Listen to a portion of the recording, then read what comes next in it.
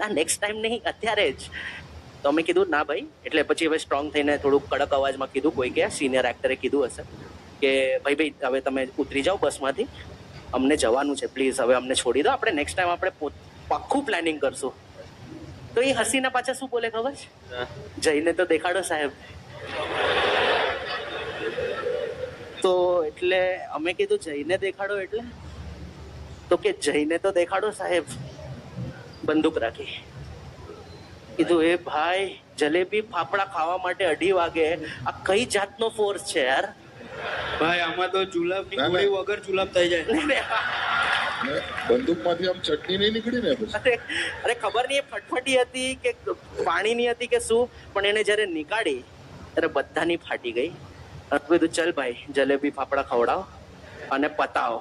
તો પાછો અરે વાહ, હું બહુ ખુશ થઈ જઈશ યાર, આવો આવો, તમને બહુ મજા આવશે. અને પછી એટલી સારી હોસ્પિટાલિટી, એણે અમારી માટે ગાડીઓ મોકલાવી સુરતથી મુંબઈ માટે, અને એકદમ સારી ટ્રીટમેન્ટ. પણ હતો ખતરનાક માણસ ભાઈ. ભાઈ આ તો એમને પેલું કર્યું, પ્રોબ્લેમ હે અંદર સોલ્યુશન હે.